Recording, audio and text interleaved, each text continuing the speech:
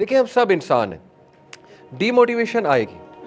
फजर की नमाज सबसे भारी है और सबसे इफ़ेक्टिव भी है। सबसे इफ़ेक्टिव इसलिए है क्योंकि उसमें नफ्स की अच्छी खासी जिहाद है। जितनी चीज़ नफ्स की जिहाद है उतनी इफ़ेक्टिव होती है, ठीक है। तो पीपल ऑफ फजर जो है ना, वो फिर स्पेशल लोग होते हैं, पीपल ऑफ फजर। अल्लाह हम सबको ये तौफीक दे। लेकिन आप देखें कि कभी कभी डीमोटिवेशन होगी आपको कि मैं क्यों उठूं फजर की नमाज में। तो देखिए जब आपके सामने ऐसे फ़ज़ाइल आएंगे कि इसके फ़ज़ाइल कितने हैं, तो आप उठ जाएंगे इंशाल्लाह, ठीक है। इंसान साइकोलॉजिकली उसको मोटिवेशन चाहिए।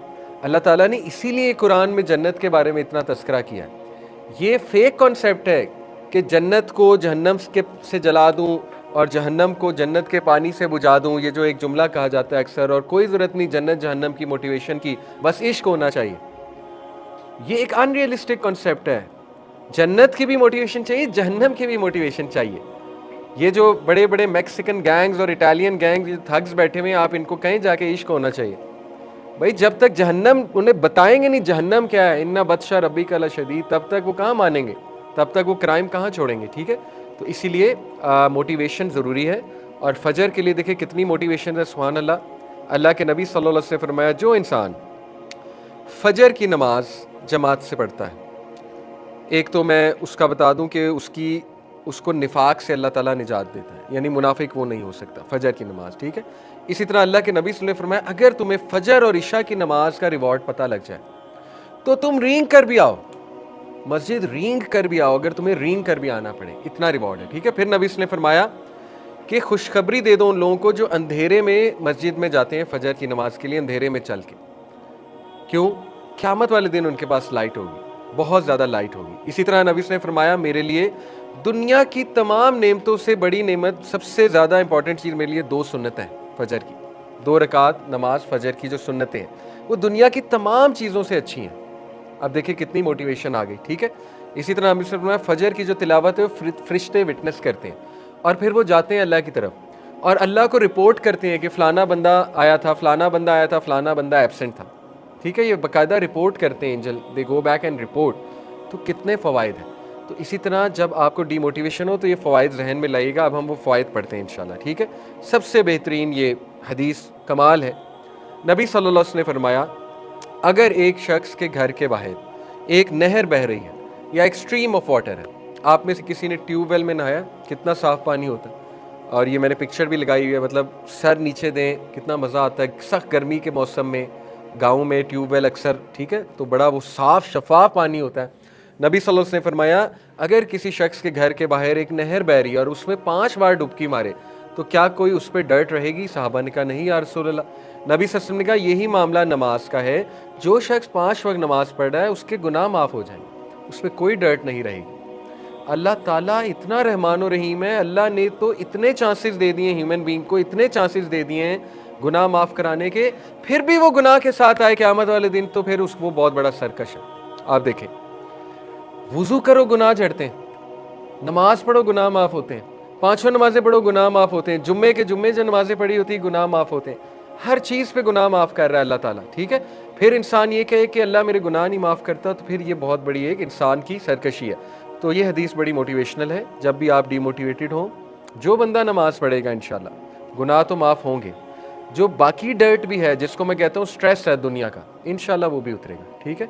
Very important. उसके बाद नबी सल्लल्लाहु अलैहि वसल्लम ने फरमाया, the 5 daily prayers from one Friday to other Friday, they are expiation for all sins for what is between them. Expiation of sins है। जुम्मे के जुम्मे 5 नमाजें जो पढ़ लेगा इंशाल्लाह, तो उसके जुम्मे के जुम्मे गुनाह अल्लाह माफ़ फरमा देगा। और ये ज़ाहिर सगीरा गुनाह है, बाकी कबीरा गुनाहों की माफ़ी मांगनी है, और अगर किसी का हक मारा है तो उससे माफ़ी मांगनी है। वो वाले गुनाह नमाज माफ़ नहीं कराएगी, जो हुकूकुल इबाद है वो आपको माफ़ी मांगनी पड़ेगी। लेकिन एनीवे ये बहुत इनकरेजिंग हदीस है। इसी तरह नबी सल्लल्लाहु अलैहि वसल्लम ने फरमाया, देयर आर 5 प्रेयर्स जो कि अल्लाह रब्बुल आलमीन ने तुम पर फ़र्ज़ की हैं। जो कोई प्रॉपर वज़ू करेगा और उन नमाज़ों को वक्त पर अदा करेगा और सजदा और रुकू सही से करेगा और प्रॉपर फोकस ऑफ माइंड और खुशू से नमाज पढ़ेगा। देखिए सारी कंडीशंस आ गई नमाज की। अगर कोई पूछे नमाज की कंडीशंस क्या है, तो इस हदीस में है प्रॉपर वज़ू।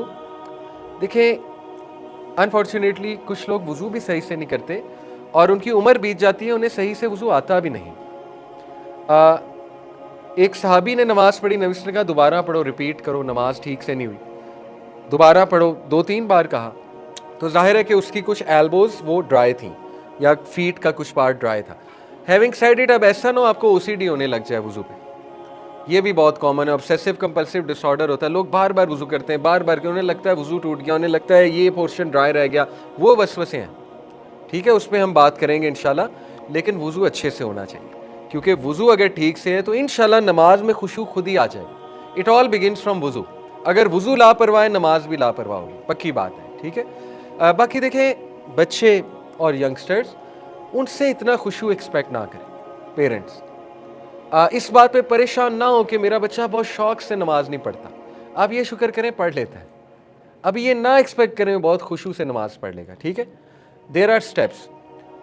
हमारे स्कॉलर्स ने लिखा है पेरेंटिंग के ऊपर कि 13-14 साल तक बच्चे को मजबूरन और आदतन नमाज पढ़ाएं, डजेंट मैटर खुशू से पढ़ रहा है कि नहीं पढ़ रहा, उसकी आदत बनाएं। जब वो बड़ा होगा इंशाल्लाह वो खुद ही खुशू से पढ़ने लग जाए। तो बाकी यस, हमारे यंगस्टर्स को चाहिए वो खुशू लाएं, इट डजेंट मीन वो खुशू ना लाएं इंशाल्लाह। मैं आपको वैसे एक साइड नोट बता रहा हूँ। ठीक है, तो अल्लाह के नबी सल्लल्लाहु अलैहि वसल्लम देखे कितनी खूबसूरत बात है, फरमाया जो कोई भी प्रॉपर वुजू करेगा, वक्त पे नमाज पढ़ेगा, नमाज वक्त पे पढ़ने का फ़ायदा है, उसे वक्त पर अदा करना चाहिए। ठीक है, उसके बाद फरमाया कि रुकू और सजदा प्रॉपर करेगा, ये बहुत इंपॉर्टेंट रुकन है नमाज के। फिर फरमाया कि फोकस ऑफ माइंड से पढ़ेगा और खुशू से भी पढ़ेगा, ये दोनों इंटर रिलेटेड है, फोकस ऑफ माइंड भी और खुशू भी। ठीक है, तो क्या होगा, अल्लाह ताला का उससे वादा है, अल्लाह उसे माफ़ करेगा, अल्लाह ताला का उससे वादा है, अल्लाह उसे माफ़ करेगा। ऐसी हदीस यूजली हम सुनाते नहीं होते, यंगस्टर्स इसको एक्सक्यूज़ बना ले होते हैं, लेकिन एनीवे मैं ज़रूर सुनाऊंगा। एक सहाबी नबी वसल्लम के पास आए, कहा यार रसूलल्लाह मुझसे गुनाह सरजर्द हो गया, आई किस्ड अ वुमन। उस दौर में भी लोग गुनाह करते थे। ठीक है, तो अब ये कितनी अजीब बात है, और इससे भी साबित होता है कि सहाबा का बड़ा कंफर्ट जोन था रसूलुल्लाह सल्लल्लाहु अलैहि वसल्लम से, शेयर करते थे। ठीक है, कहा मुझसे गुनाह हो गया रसूलुल्लाह, मैं क्या करूं? तो अल्लाह के नबी सल्लल्लाहु अलैहि वसल्लम ज़रा खामोश हो गए, और नबी सब उसके बाद ज़ोहर का गालिबन वक्त था, तो नबी ने कहा हमारे साथ नमाज पढ़िए। जब नमाज पढ़ी, आगे हदीस आ रही है इंशाल्लाह, मैं आपको पूरी हदीस भी कोट करता हूँ। नमाज पढ़ के जब फ्री हुए तो कुरान की आयत रिवील हुई कि बेशक जो गुड डीड्स हैं वो सय्यात, वो बैड डीड्स को मिटा देते हैं। वो साहबी समझ गए मेरे बारे में नाज़िल हुई है, वो इतना खुश हुए, उन्होंने कहा या रसूलल्लाह ये मेरे बारे में है, उम्मत के लिए है। नबी ने कहा उम्मत के लिए। साबित हुआ कि नमाज ही तो है जो गुनाह को मिटाएगी। उस बात का जवाब है, कुछ लोग कहते हैं ना मैंने तो गुनाह किए, मैं तो कॉन्स्टेंट स्टेट ऑफ सिन में हूँ, मैं क्यों नमाज पढ़ूँ? भाई नमाज पढ़ेंगे तो माफ़ हो जाएगा, इसलिए पढ़ें। नमाज पढ़ेंगे तो हो सकता है उस गुनाह से निकल आए, इसलिए पढ़ें। ठीक है, तो ये कितनी इनकरेजिंग बात है कि नमाज इंशाल्लाह आप खुशो खुजू से पढ़ेंगे, अल्लाह गुनाह को माफ़ फरमा देगा, लेकिन इसको बहाना ना बनाए। ठीक है, इसी तरह ये देखिए हदीस कितनी काबिल गौर है। नबी सल्लल्लाहु अलैहि वसल्लम ने फरमाया जब भी तुम में से कोई मस्जिद में दाखिल होता है, शैतान उस पे सवार हो जाता है जैसे एक शख्स अपनी सवारी पे सवार होता है, अपने जानवर पे सवार होता है। ठीक है, तो अगर तो शैतान तुम पे सेटल हो जाए, सवार होके सेटल हो जाए, तो ही विल कॉलर हिम और ब्रिडल हिम, फिर वो जैसे कॉलर घोड़े को कंट्रोल नहीं करते गधे को, उस तरह तुम्हें कंट्रोल करेगा। अबू हुरैरा रज़ियल्लाहु अन्हु ने इसकी तफसीर बयान की, फरमाया कि तुम लोग इस बात की शहादत देते हो, you can witness this, as for the collar, जहाँ तक कॉलर की बात है वो ये है कि वो तुम्हें बहुत से थॉट्स से ऑक्यूपाई करेगा। उसका कॉलर डालने का मतलब है कि थॉट्स डालेगा तुम्हारे माइंड में। ठीक है, अब देखें शैतान मस्जिद में भी आ सकता है, इससे ये साबित होता है शैतान सवार होके आ जाता है इंसान के ऊपर। ठीक है, और वो जब ब्रिडल करता है, उससे कॉलर डालता है, वो मतलब है थॉट्स डालेगा तुम पे, अबू हुरैरा फरमा रहे। और फिर ये है कि यहाँ तक कि वो अल्लाह को ज़्यादा याद नहीं करेगा, नमाज में परेशान रहेगा। एन नमाज के मौके पे कोई वो उसको जो है ना मैथ की प्रॉब्लम आ जाएगी, अगर वो स्टूडेंट है, एन नमाज के मौके पे केमिस्ट्री की इक्वेशन आ जाएगी, एन नमाज के मौके पे उसको ना ये याद आ जाएगा वो फलानी चीज़ मैंने कहाँ छुपाई हुई थी, एन नमाज के मौके पे उसको याद करा देगा कि ना तुमने वो काम करना था, चलो उसकी आउटलाइन बनाते हैं, वो आउटलाइन बनाने लग जाएगा। इस पर एक मज़े का वाक़या भी है। इमाम मालिक के पास एक शख्स आया, कहता है कि इमाम साहब मेरी एक चीज़ थी वो मैंने कहीं रखी है, मैं भूल गया हूँ कहाँ रखी है, बड़ी कीमती चीज़ है, तो मुझे बताएं मैं क्या करूँ। इमाम साहब बड़ा हैरान हुए, इसमें मैं क्या इतनी नसीहत करूँ, ये तो एक मेमोरी का इशू है। तो बहरहाल उन्होंने नसीहत की, उन्होंने थोड़ा खामोश रहे, फिर कहा तू ना ऐसा कर तहज्जुद पढ़ तो इंशाल्लाह चीज़ मिल जाएगी। तो वो अगले दिन आया बड़ा खुश, कहता कि इमाम साहब मैं तहज्जुद पे अभी खड़ा हुआ हूँ, मुझे याद आ गया वो चीज़ कहाँ है, तो मैंने तहज्जुद छोड़ दी और वो चीज़ लेने निकल गया। तहज्जुद तोड़ के मैं वो चीज़ ढूंढने चला गया। तो इमाम साहब मुस्कुराए, कहते इसीलिए तो ये कहा था, क्योंकि जब तू तहज्जुद पे खड़ा होगा शैतान फौरन याद करा देगा वो चीज़ का, क्योंकि वो नहीं चाहता तू तहज्जुद पढ़े। तो ये एक बड़ा मज़े का वाक़या है। तो इसलिए नमाज एन उस मौके पे आपको चीज़ें याद आने लग जाएंगी, ठीक है। तो ये उसका कॉलर है, आप इस पे जहाद करनी है, ठीक है। इसी तरह उन्होंने फरमाया एज फॉर द ब्रिडल, जहाँ तक उसके ब्रिडल की बात है, his mouth will open but he does not remember Allah. ये है कि वो अल्लाह को हम तो बयान कर रहा होगा लेकिन दिल से नहीं कर रहा होगा, यानी कॉन्शियस नहीं होगा, फोकस नहीं होगा। साबित हुआ शैतान आता है, और ये बाकायदा एक शैतान है, इसका नाम है खिंजब। नबी ने नाम भी बता दिया, ठीक है। हज़रत उस्मान बिन अफ़्फ़ान नहीं, एक और भी साबित है हज़रत उस्मान, उन्होंने शिकायत की थी या रसूलल्लाह कि मुझे वसवसे बहुत आते हैं। तो अल्लाह के नबी सल्लल्लाहु अलैहि वसल्लम ने फरमाया था कि ये एक शैतान है खिंजब, जो ख़ास उस टाइम पे आता है वसवसे डालने के लिए। तो आप 3 बार स्पेट करें और आउज़ बिल्लाह पढ़ लिया करें, किसी भी पोजीशन में, अतैया में भी पढ़ सकते हैं आउज़ बिल्लाह, नमाज नहीं टूटती, ठीक है। रुकू में हैं, कहीं भी हैं, आउज़ बिल्लाह पढ़ सकते हैं, वसवसे अगर बहुत ज़्यादा आ रहे हैं। तो स्ट्रगल करनी चाहिए इंसान को, इस शैतान के ख़िलाफ़ जिहाद जो है वो करनी चाहिए, ठीक है। तो सहाबा को आते थे ख्यालात, आप हैरान हो जाएंगे। हज़रत अली रज़ियल्लाहु अन्हु की एक मैं आपको वाक़या सुनाता हूँ, आप हैरान हो जाएंगे। हज़रत अली रज़ियल्लाहु अन्हु ने कहा या रसूलल्लाह, नमाज में वो शर्मा रहे थे पूछते हुए, लेकिन पूछ लिया, शरीयत में शर्म कोई नहीं, कि या रसूलल्लाह नमाज में अगर कुछ ख्यालात आ जाएं और उससे जो है वो डिस्चार्ज हो जाए, ये सवाल है। यानी कि अब आप समझ गए होंगे कि सवाल क्या है, मज़ी डिस्चार्ज हो जाए, एक होता है मनी, एक होता है मज़ी डिस्चार्ज हो जाए, तो उसका क्या मामला है। तो नबी ने फरमाया कि वज़ू जो है वो आप फिर उस जगह को धो लीजिए और वज़ू कर लीजिए, अगर ऐसा हो जाता है। तो सहाबा इंसान थे, सहाबा को ख्यालात आ जाते थे। तो ये मत समझे ख्याल ही नहीं आएंगे, खुशू इसको नहीं कहते ख्याल ही ना आए, दैट्स नॉट खुशू।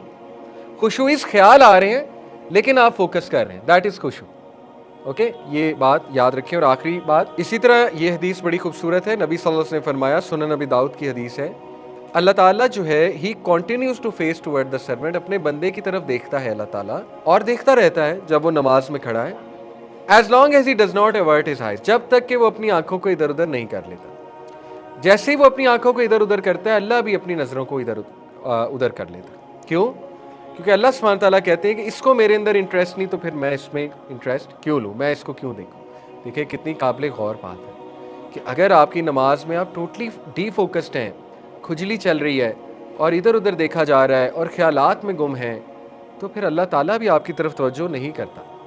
और ये कितनी ऑनर की बात है कि आप नमाज में तवज्जो से हैं और अल्लाह आपको देख रहा है, कितनी खूबसूरत बात है। एक हदीस है, उसका मैं रेफरेंस आपको नेक्स्ट क्लास में इंशाल्लाह ढूंढ दूंगा, सही हदीस है। जब इंसान नमाज के लिए खड़ा होता है, अल्लाह उसकी नाक के करीब तक आ जाता है। Imagine the feeling, imagine the feeling, ठीक है। तो इंशाल्लाह नेक्स्ट क्लास में हम इमोशंस को बाहर लाएंगे कि इमोशंस हमने नमाज में कैसे लाने इंशाल्लाह ताला।